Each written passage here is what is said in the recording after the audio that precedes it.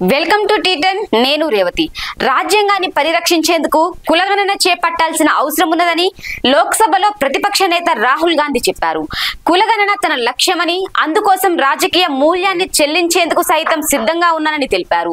ఉత్తరప్రదేశ్ లోని ప్రయాగరాజ్ లో సంవిధాన్ సమ్మాన్ సమ్మేళనంలో ఆయన ప్రసంగిస్తూ కులగణన ద్వారా దేశ జనాభాలో 90% మందికి దక్కాల్సిన ప్రయోజనాలు చేకూరుతాయని అన్నారు.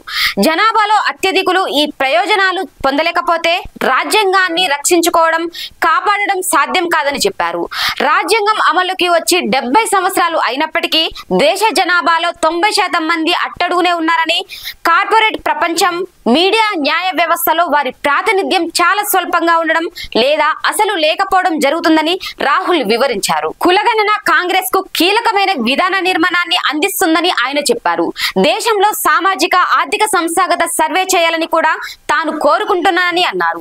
సంపద కేవలం 5 లేదా 10% మందికే పంపిణీ కాకూడదని, దానిని ప్రజలందరికీ పంచాలని అదే తన విజన్ అని తెలిపారు. దళితులు, వెనుకబడిన తరగతులు, ఆదివాసీలకు సమాన భాగస్వామ్యం కల్పించాల్సిన అవసరం ఉన్నదని నొక్కి చెప్పారు. అప్పుడే దేశ వ్యవహారాల్లో వారి గొంతుక వినిపిస్తుందని, దాని వనరులపై పెత్తనం వస్తుందని అన్నారు. దేశ ప్రగతిలో ప్రతి ఒక్కరిని భాగస్వాములను చేయాల్సిన అవసరం ఉన్నదని రాహుల్ సూచించారు. వాహనంలోని ఇంజన్ లో ఉండే సిలిండర్లను ఆయన ఉదాహరణగా చూపారు. ఒక్కటి కాకుండా మొత్తం 10 ఇంజన్లను పనిచేయాలని నేను కోరుకుంటున్నానని వ్యాఖ్యానించారు.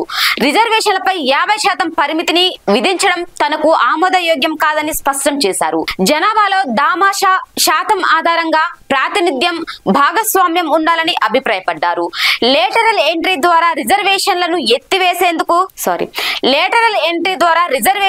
ఎత్తేసేందుకు కేంద్రంలోని బీజేపీ ప్రభుత్వం ప్రయత్నిస్తోందని రాహుల్ ఆరోపించారు. ఇది ఇవాల్టి న్యూస్. చూస్తూనే ఉండండి టీ10.